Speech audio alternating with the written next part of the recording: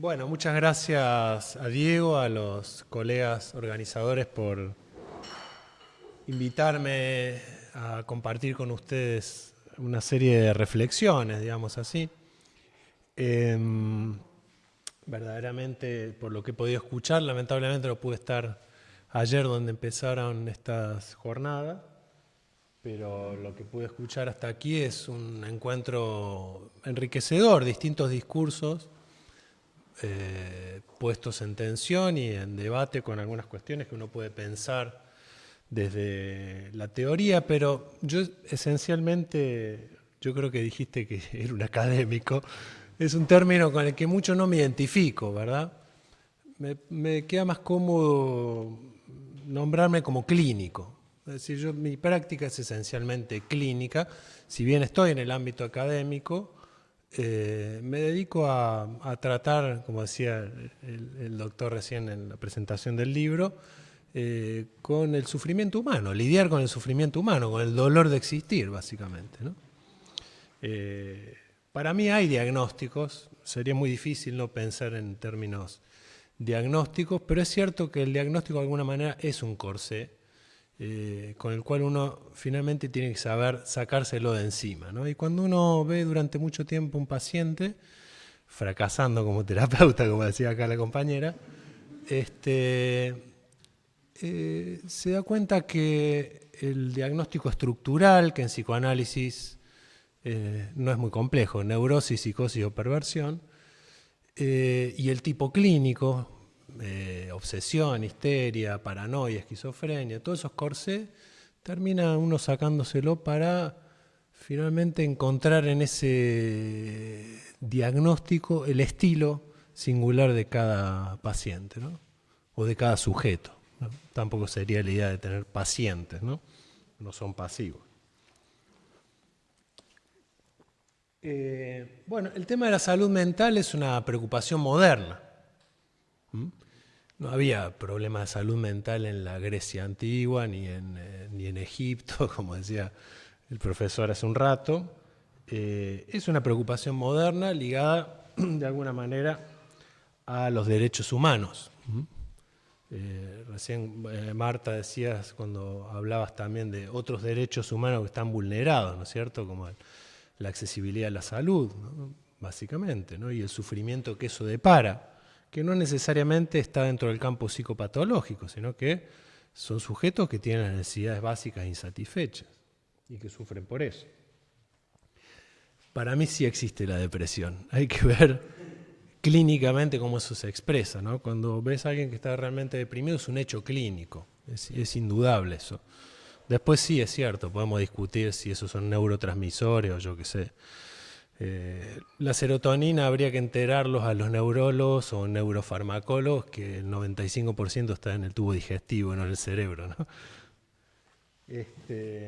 Pero sí, existe la depresión y existe un hecho muy prismático, ¿no es cierto?, con el tema de la depresión, porque está la exigencia del individuo moderno, es decir, aquel que no está a la altura de la circunstancia. Esa es una forma de ver la depresión, ¿no? Está muy bien tratado en un libro que se llama La fatiga de ser uno mismo, de Alain Ehrenberg, Depresión y Sociedad, como en la melancolía, que es un hecho clínico indiscutible, es una certeza, ¿no? Es un melancólico, la expresión en el rostro, hasta la transpiración le calma. Las mujeres que pierden sus reglas, no pueden caminar, están hundidos en la cama. Está muy bien retratado en la película de Lars von Trier, ¿no? No sé si la vieron, Melancolía. ¿Vieron esa película? Está muy bien retratada esa imagen de esta actriz conocida, Kristen Dunst, ¿no? Es que está hundida en la cama, ¿no? De una manera pasmosa, ¿no? Cuando uno ve un melancólico, la depresión melancólica es un hecho clínico muy fuerte y muy potente, digamos, que uno no lo olvida más. Bueno, ¿la salud mental qué es? Es la paz social, es el orden público, esa es la salud mental. Que nadie moleste, que nadie perturbe ese orden habitual, que nadie perturbe que el hecho de que las cosas marchen como para todo el mundo, ¿no? Antes, claro, los problemas de salud mental estaban ligados a que la salud mental era la salud del amo. Si el amo estaba saludable, el pueblo estaba saludable. Si el amo se perturbaba un poco, era un problema de salud mental.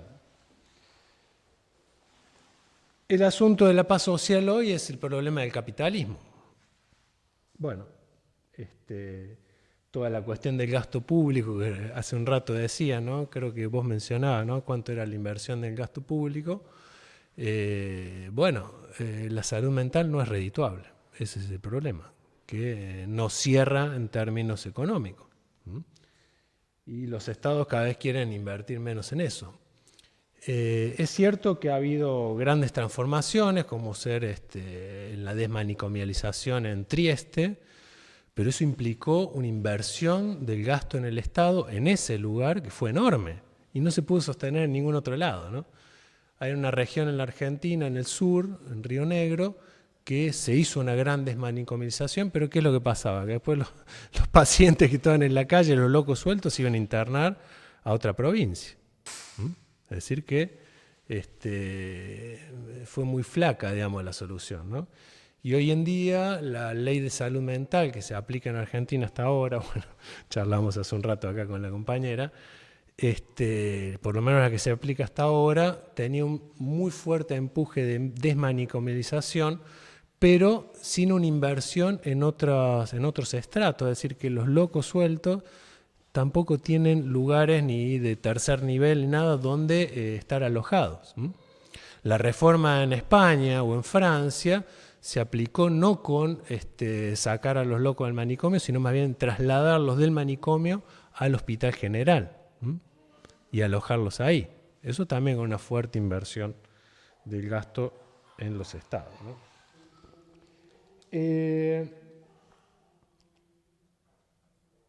Entonces, fui tomando algunas notas también para cuestiones que he ido escuchando, porque también me decía Diego que sería interesante conversar, así que podríamos conversar, ¿por qué no? Es cierto que ahora los estados piensan que la cuestión de la salud mental se soluciona con la accesibilidad del psicofármaco, ¿no? O cerebrofármaco, como decía el doctor recién, ¿no? Claro, se pensó que con eso se podía llegar a solucionar algo, pero el problema es que los estados empezaron a gastar mucho en psicofármacos y los problemas siguieron creciendo, ¿no?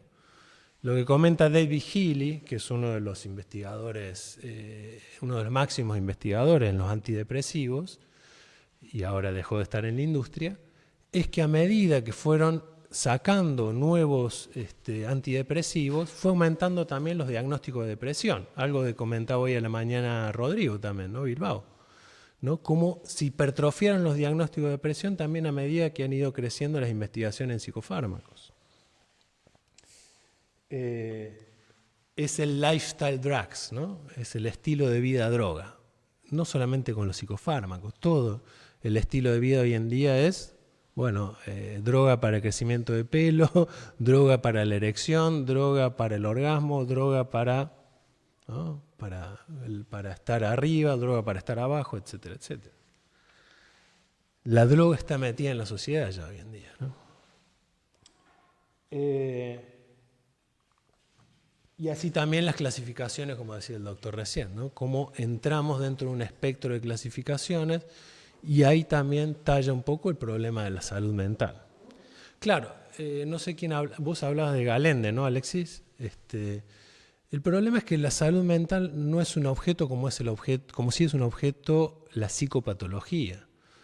La salud mental no es un campo disciplinar, sino que más bien es un campo heterónomo, para hablar un poco en términos de Bourdieu, ¿no? Que cruza distintos discursos, entre ellos el psicopatológico también, ¿no? Pero a veces hay como una equivocación ahí, que no se entiende muy bien si la salud mental sería una especialidad. No, incluye la psicopatología, pero también incluye el estado de salud mental, que es lo que el profesor Estañaro llama la salud mental con minúscula, y el campo de la salud mental como un elemento dentro de la salud pública, que es la salud mental con mayúscula, ¿no? Eso también está definido en la Asociación Mundial de Psiquiatría, así, ¿no? Porque soy psiquiatra. No me peguen, por favor, soy psiquiatra. Yo respeto mucho a la psiquiatría como discurso, No la psiquiatría hegemónica de hoy en día, por supuesto, que está aliada a la biomedicina y a la tecnociencia. Pero la psiquiatría no es una ciencia. La psiquiatría y la medicina tampoco lo es. Ninguna rama de la medicina es una ciencia. La medicina es una práctica científicamente informada, pero nunca fue una ciencia. Desde el siglo XVIII, con Magendie, después en el siglo XIX, con Claude Bernard, etcétera, etcétera, empieza la medicina, que era una praxis, a estar afectada por la ciencia, sobre todo por las ciencias básicas, ¿no? La física, la química, ¿no? Ahí aparece la fisiología como disciplina, la anatomía patológica, ese acontecimiento que muy bien relata Foucault en El nacimiento de la clínica, ¿no? Cuando se abren los cadáveres.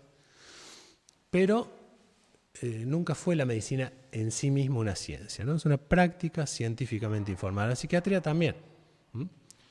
Y es un discurso que en su nacimiento fue hasta, podríamos decir, mediados del siglo XX, fue un cruce de escuelas, de corrientes, ¿no? La fenomenología, el psicoanálisis, la psiquiatría biológica, la psiquiatría dinámica, es decir, no era homogénea, ¿no? Hoy en día sí, cada vez más, y por eso yo creo que sí, que de alguna manera tiende a desaparecer la psiquiatría si sigue por esta vía, en el sentido de que ha quedado muy hegemonizada y a merced de los laboratorios farmacéuticos, ¿no? Pero en sí misma la psiquiatría, incluso también en el DSM, si uno ve, uno encuentra resabios de un diseño que no es ateórico, sino que más bien es multiteórico, ¿no? Hay distintos criterios. Se me haría muy largo, muy extenso explicarles, hacerle una radiografía detallada de lo que es el DSM, de cómo influyen distintas corrientes ahí, ¿no? Una psiquiatría más a lo Bloiler, la psiquiatría fenomenológica, la psiquiatría, es decir, hay distintas psiquiatrías metidas ahí, ¿no? Bueno, esa confluencia de escuelas, ese cruce de escuelas que está muy bien ejemplificado en el libro Los fundamentos de la clínica de Bergerie, si lo conocen, se los recomiendo, está desapareciendo ese debate de escuelas, ¿no? Y más bien queda muy hegemonizado. Bueno, no sé si era exactamente lo que quería decir ahora, pero ¿a qué me refería con donde nuestras terapéuticas fracasan y donde los terapeutas también fracasamos?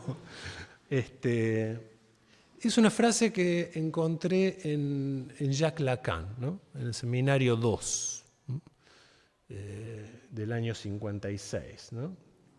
Que dice más o menos así, ¿no? Dice, gracias a Dios uno yerra con sus curas y por eso el sujeto triunfa, ¿no? O sea que nosotros fracasamos y el que triunfa es el sujeto. Eso me pareció una cuestión muy interesante, ¿no? Ver cuándo, y podríamos extenderlo también a todas las terapéuticas, ¿no? Donde hay algo que hace fracasar a la terapéutica y el sujeto triunfa, ¿no?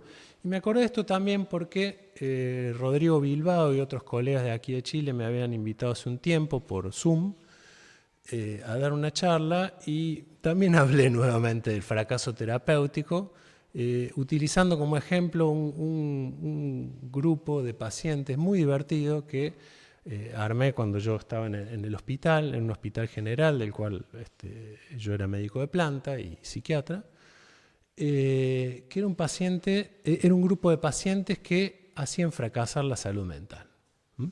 Ellos mismos se decían incurables, ¿no? Yo soy incurable, o sea, a mí no hay con qué darme. No funciona ni esta terapéutica, ni la otra, ni el psicofármaco, ni nada. Bueno, el tema es que esos pacientes eran muy querulantes, eran prácticamente insoportables. En Buenos Aires se dice paciente caño, ¿no? Se dice burdamente, ¿no? y hasta estigmatizantemente, ¿no? Pero bueno, es la realidad, ¿no? Este es un caño, no sé qué hacer con bueno. Claro, lo que pasaba que como nadie los quería atender, finalmente terminaban en mi consultorio, ¿no? Y si yo no los quería atender, iban al director del hospital, se quejaban y nuevamente volvían a mi consultorio. O sea, yo era el último lugar, digamos, donde caían todos los pacientes. Entonces yo me pregunté, digo, pero si estos pacientes no dicen que no van con uno, no van con otro, no con ninguna terapia, con ningún psicofármaco, ¿qué podría hacer yo por ellos, no? ¿Por qué yo sería efectivo si los otros no fueran? Entonces dije, bueno, si no sé cómo tratarlos, los agrupo y los escucho. Entonces armé un grupo que lo llamé Grupo de Pacientes Refractarios al Tratamiento, ¿no? Y fue una experiencia realmente alucinante, ¿no? Fue no solamente divertida, sino que a mí me ayudó también a no tener que soportarlos en mi consultorio, sino más bien agruparlos en un lugar.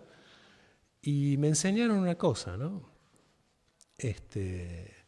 Que es ese chiste institucional que era armar este grupo de pacientes, ellos eran los que nos iban a curar a nosotros, que éramos los que estábamos ahí coordinando el grupo, del furor por curar, ¿no? Que no hay nada más enfermo que el furor por curar, ¿no? Que es lo que enseña Freud de alguna manera, ¿no? Él dice, cuidado con, eso llamamos el furor sanandi, ¿no? El furor que no es solamente el ímpetu, sino que también es la ira, ¿no? La ira por curar, uno podría decir también el odio por curar, ¿no? Hay un empuje muy fuerte en esta época curativo, ¿no? De que todo el mundo tiene que venir y tiene que curarse y tenemos que hacer todo el esfuerzo para, ¿no? Y le vamos a dar, si no va con este fármaco, va con este otro y le vamos a hacer esto. La terapia cognitivo-comportamental, por ejemplo, ¿no? Que son las terapias más imperativas que hay, ¿no? De rectificación del sujeto. Entonces más bien había que escucharlo. ¿Y qué es lo que escuchamos ahí? Se lo resumo, pues no voy a hablar de toda la experiencia. Que en realidad eran pacientes que ya estaban curados, solamente que estaban curados bajo una modalidad que no era de la salud mental, que no era compatible con la salud mental. Fue muy interesante esa experiencia, ¿no?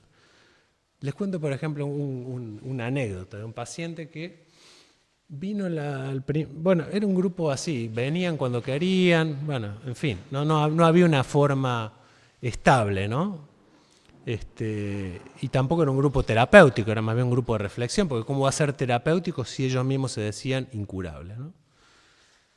Bueno, este hombre vino a una reunión, dijo, bueno, mire, empezó a hablar, copó la reunión, dijo, la verdad que yo vine con la psicóloga no sé cuánto y no sirvió para nada, me decía cosas absolutamente inútiles. Aparte yo venía de tratarme con el médico clínico que no sabía nada y después había estado con el urólogo que era un inútil total y el psiquiatra que me vio en el servicio me llenaba de pastillas, ninguna me hacía nada. Bueno, se despachó toda la reunión, cerca de media hora. Bueno, terminó de hablar, terminamos la reunión. Todos los otros pacientes no eran pacientes, las otras personas que integraban el grupo miraban. Bueno, a la reunión siguiente no volvió. Entonces, como era un grupo de investigación y de reflexión, lo llamé. Oiga, ¿qué pasó que no vino? Mire, doctor, le quiero agradecer todo lo que hizo por mí. ¿Y qué hice? Digo, porque lo que hicimos fue escucharlo nada más. He descubierto que ese no es un lugar para mí. No solamente el grupo, sino que el hospital no es un lugar para mí. Esa sola frase me enseñó una cosa, que este hombre ya sabía algo. Pudo saber que no era un lugar para él. Es muy interesante, cómo pasar por el otro de la institución para saber qué del otro no es para uno. Eso es un saldo de saber muy interesante. Es decir, habíamos fracasado de la mejor manera. ¿No? Como dice Samuel Beckett, ¿no? Fracasa mejor.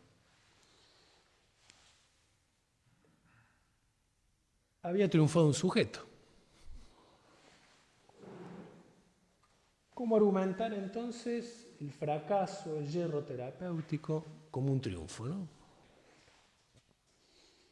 Bueno, me parece a mí que solamente el psicoanálisis puede argumentar ese tipo de cosas, ¿no?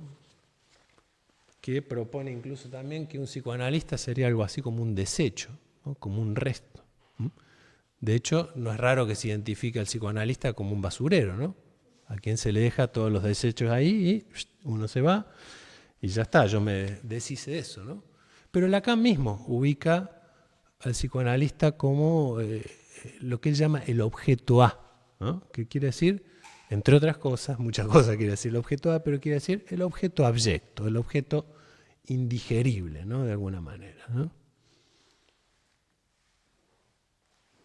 Allí donde nuestras terapéuticas fracasan, el sujeto se salva, también está en Freud eso, ¿no? quien advierte que no hay nada más peligroso que el éxito. En las conferencias de introducción al psicoanálisis también va a decir que él nunca fue entusiasta de la terapia. No sé si conocen a un autor que se llama Chesterton. ¿Han leído algo de Chesterton? Es muy interesante. Tiene un libro que se llama Lo que anda mal en el mundo, ¿no? Perdón, acá está mi hija que sabe muy bien inglés. What's wrong with the world? ¿Así se pronuncia bien? Perdón por mi inglés canibálico, pero bueno.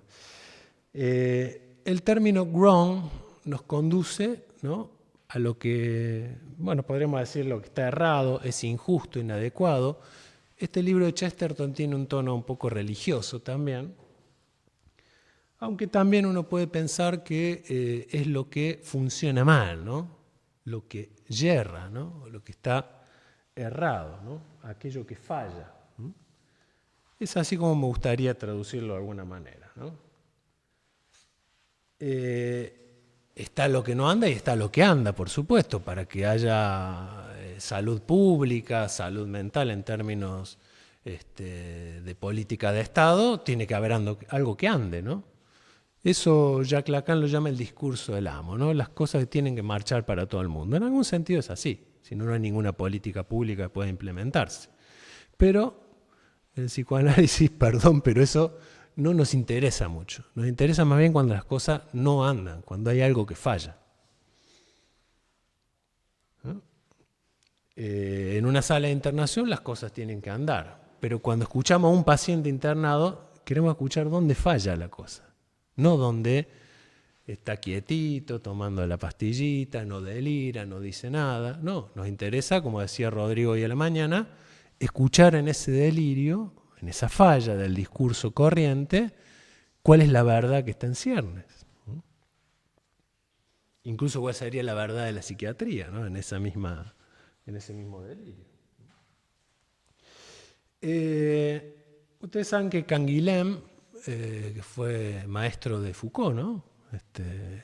Georges Canguilhem, ha escrito mucho sobre el tema de la salud, la enfermedad, tiene sus escritos sobre medicina que son muy interesantes, y él ubica que la palabra en francés, guérir, curar, ¿no?, tiene una connotación casi militar, dice, ¿no? Es proteger contra una agresión, porque un organismo, dice, es una especie de ciudadela amenazada por un enemigo que puede ser exterior o interior, con lo cual la curación sería algo equiparable a lo que sería una ofensiva defensiva, ¿no? A tal punto que la intención terapéutica puede, dice, respetar al propio mal del enfermo, ¿no? Charcot, que ustedes saben, conocen, ¿no?, el neurólogo Charcot. Freud se formó en la Salpêtrière con Charcot, ¿no? Viendo las histéricas, ¿no?, en esas presentaciones de enfermos, asistiendo al gran ataque histérico, ¿no?, que había inventado Charcot. Pero Charcot tiene una tesis de medicina que se llama de la expectación en medicina, ¿no? O sea, que era todo lo contrario a la cuestión intervencionista, ¿no? Era más bien alguien que esperaba pasivamente a ver qué pasaba con alguien, ¿no? Cómo alguien se las arreglaba para curarse, ¿no? Incluso también inspirado en un tratado que era anterior a Charcot, de Dominique Raymond, que se llamaba Tratado de las enfermedades a las que es peligroso curar, ¿no? Fíjense, ¿no? Cómo a veces hay que respetar incluso el propio mal del enfermo, ¿no? De hecho, como comentaba hoy Rodrigo, lo estoy citando mucho, si me está viendo ahí le estoy haciendo propaganda, ¿no? En el delirante hay muchas cosas enfermas, pero no precisamente el delirio. El delirio es su intento de curación. Es lo menos enfermo que tiene alguien, ¿no?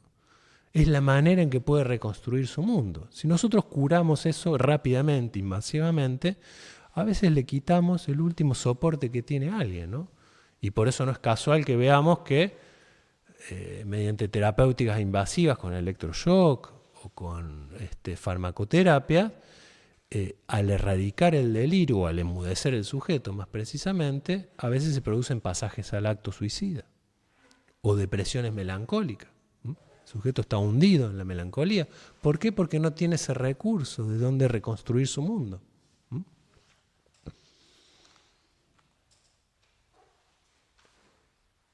Dice Canguilhem, el médico no puede ignorar que ninguna curación es un retorno.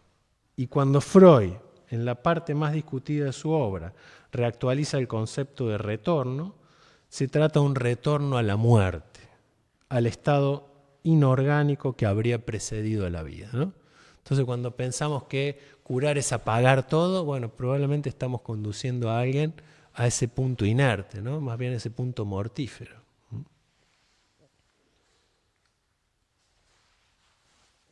¿Cómo podemos pensar la inclusión del psicoanalista dentro del campo de la salud mental? Es algo muy complicado, porque justamente si decimos que nos interesa lo que falla y en el campo de la salud mental las cosas tienen que marchar como para todo el mundo, estamos en un problema.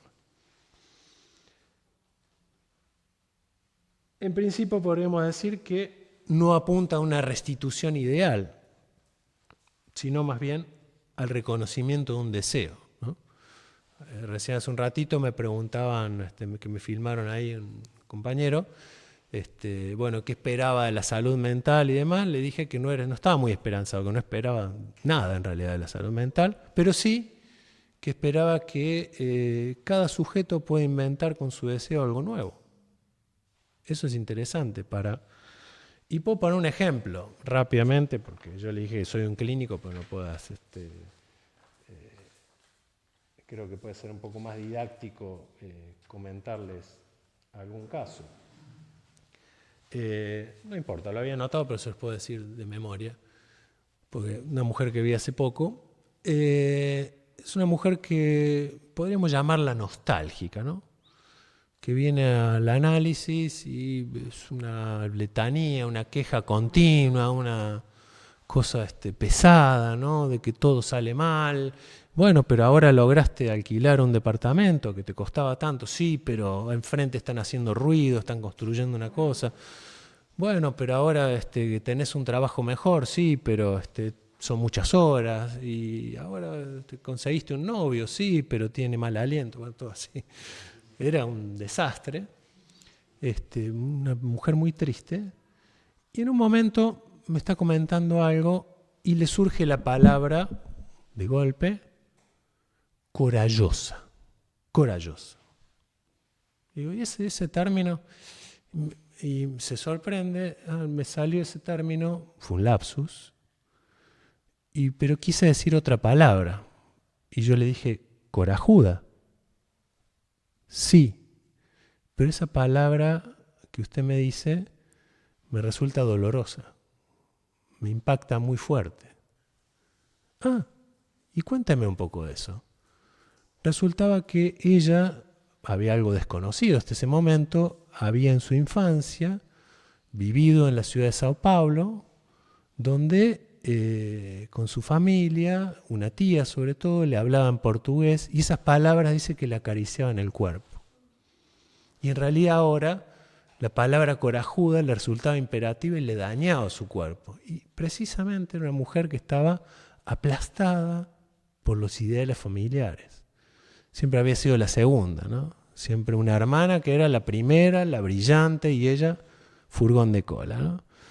La hermana tenía todos los méritos y ella siempre detrás. Nunca estaba a la altura de la circunstancia, ¿no? Cuando era una mujer muy trabajadora, muy aplicada, brillante incluso a nivel de sus estudios y demás, pero siempre era segunda, siempre estaba aplastada por los ideales, ¿no? Y pudo escuchar ese término que surgió en una falla, en una ranura, diría Lacan, que es el sujeto del inconsciente, ¿no? Es algo que no se ha mencionado acá, el inconsciente, ¿no? El famoso inconsciente, que no es otra cosa que esa falla, que esa cosa nueva que surge y crea algo nuevo, ¿no? En un intervalo, en una yancia, ¿no?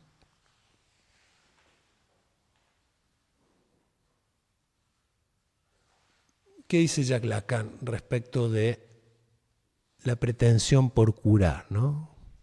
De ese énfasis puesto en curar? Dice él, más bien nuestro deseo sería un deseo de no curar. ¿No? Suena polémico eso, pero ¿cómo no curar? ¿No? Epa.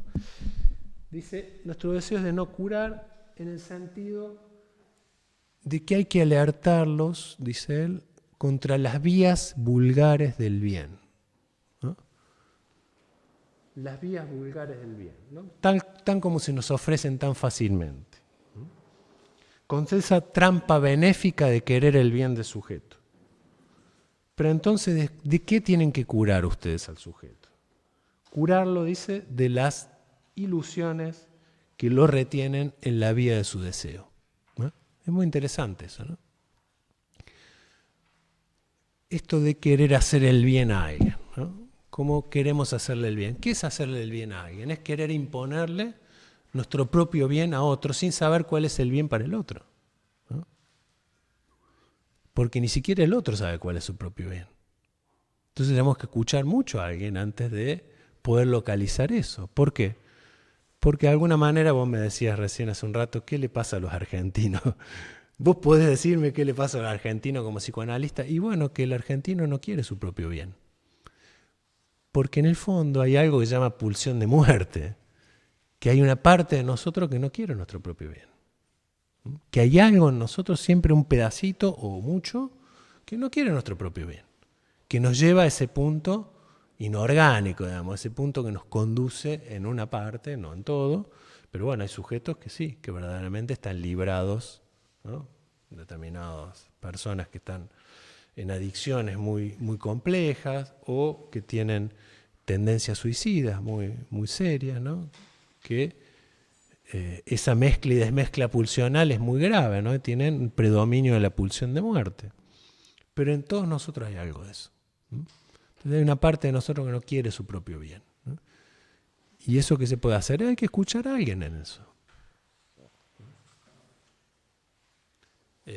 Lacan cuando dice cuando se dirige a los médicos, le dice, bueno, ¿y ustedes se creen que todo aquel que viene a hablarnos a nosotros y decirnos queremos curarnos, realmente desea curarse? ¿No? Esa es su demanda, pero probablemente su deseo sea todo lo contrario, ¿no?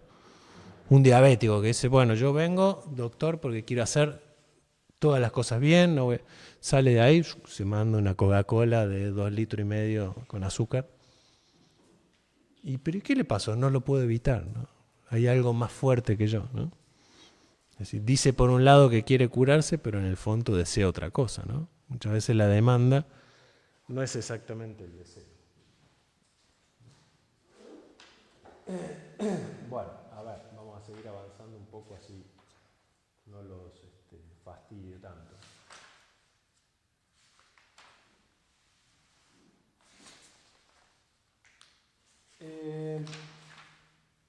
Me interesaba hablarles un poco de cómo llamamos el traspié, ¿no?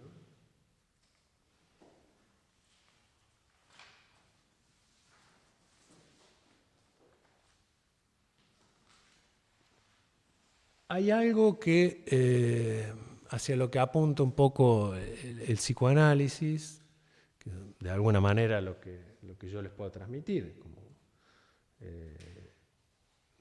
no es, como dijo Rodrigo hoy a la mañana, no es la única verdad, ni mucho menos, hay distintos discursos, pero ¿qué es lo que yo les puedo transmitir como esta dimensión de falla, ¿no? Que hay... no hay restitución ni hay una vuelta al estado anterior, ¿no? En un psicoanálisis lo que hay en todo caso es una destitución subjetiva. ¿Qué quiere decir eso? Es ubicar que en última instancia hay algo del síntoma que no se cura. Es decir, analizarse significa poder situar que hay algo en nosotros mismos de lo cual no nos vamos a curar nunca. Y el psicoanálisis no es una terapéutica ni de la mente, ni de la imaginación, ni nada, sino es una terapéutica del sentido. Hablamos y lo que situamos en todo caso es que tenemos mucho más sentido de los que nos servirían para andar en la vida, ¿no? Tenemos que sacarnos de encima muchos sentidos que no nos sirven para nada. Pero hay en última instancia algo que nos hace fallar y que con eso tenemos que arreglárnosla. Es decir, no es que eso se va a poder adaptar a algo, eso no se va a poder adaptar nunca a nada. Eso es lo incomparable que cada uno tenemos como un sujeto, ¿no? Que hay un punto de falla propia que es incurable. Eso se llama el síntoma. Tengo un paciente ya no neurótico como esta mujer, sino un psicótico. Existe la psicosis también. La psicosis es una reacción a la certeza, eso es básicamente. Este sujeto pasó por una etapa paranoica muy seria y quedó con algo que él llama su sensibilidad. ¿Qué es su sensibilidad? Bueno, es su manera de ver el mundo bajo una lectura de cierta intencionalidad. Es decir, él va a un lugar público, y él ve que hay algunas personas que lo miran de una manera particular, o si está en una reunión de trabajo, sobre todo con el trabajo, se le juega algo en términos de intenciones del otro, es decir, hay algo en el otro que lo toca a él personalmente, lo que llama en términos psicopatológicos una significación personal. Bueno, él lo llama su sensibilidad. Ahora, sin esa sensibilidad él no puede andar bien en el mundo. Él necesita esa sensibilidad. Cuando él se hizo tratar con psicofármacos durante un tiempo, ahora sigue de alguna manera con un psiquiatra, pero que no soy yo, pero con una dosis mínima, y que él mismo se le va a pedir al psiquiatra y le dice que en qué dosis se lo tiene que dar, ¿no? Pero él dice, cuando esos psicofármacos arrasaban mi sensibilidad, no era yo. No podía vivir el mundo. Eso dejaba de tener mis pasiones, dejaba de tener mi relación con el mundo, que también es muy difícil, ¿no? Con esa sensibilidad también se le hace difícil andar, pero sin esa sensibilidad no puede estar. Y es muy interesante porque es a lo que ha llegado el tratamiento, ¿no es cierto? O sea, le estoy resumiendo mucho un tratamiento de lo que podía ser un paranoico, en términos clasificatorios, alguien que estaba imbuido por todas las señales, está tomado por todas las señales del mundo, a ser alguien sensible. No es lo mismo ser un paranoico que ser alguien sensible. Y eso no deja de ser una relación con la certeza, ¿no? Con una certeza que hace sufrir, pero con una certeza con la que él se las tiene que arreglar para andar en el mundo. ¿Se entiende? El síntoma entonces es un modo singular de reconocerse, ¿no? Una modalidad que Lacan diría de goce, es decir, una modalidad de satisfacción que puede ser dolorosa o puede ser feliz en algún sentido. Es una satisfacción independiente de la terapéutica, con las cuales el sujeto tiene que saber arreglárselas con eso. Reconocerse ahí, que no tiene nada que ver con identificarse a nada, sino con reconocerse en eso, ¿no? Ser sensible, dice este hombre. El síntoma en singular es aquel que establece algo del lazo social, aún estando fuera del lazo social. ¿Y qué es lo que hace? Inventa un nuevo lazo social. Carolina Alcuaz, que es mi mujer, tiene un libro que se llama Otra sociedad para la locura, ¿no? Es un libro maravilloso, se los recomiendo, si lo pueden acceder a él, en la editorial Soroy, que creo que acá llega, la editorial Soroy de España, justamente donde su tesis es Otra sociedad para la locura. No tenemos que adaptar al loco a la sociedad, sino que hay que adaptar la sociedad a la singularidad del loco, es decir, al síntoma del loco, que no es a la paranoia, ni a la esquizofrenia, ni nada, sino es a la sensibilidad de este hombre, o a la bubolicidad. Yo tengo un paciente que sufre de bubolicidad, es un neologismo, o lo que sea. Entonces, ¿qué es lo que hace? Hay que inventarse un nuevo lazo social. Es como la guerrilla, ¿no? Leía en Ricardo Piglia, ¿conocen el escritor Ricardo Piglia? Maravilloso. Cuenta que el Che Guevara, una vez terminada la experiencia en Cuba, define las características del guerrillero como la de un pequeño grupo que funciona por fuera de la sociedad y que es capaz de afrontar cualquier situación. Dice Piglia, es un grupo de élite que parece vivir en el futuro. Maravillosa frase, ¿no? Un grupo de élite que parece vivir en el futuro.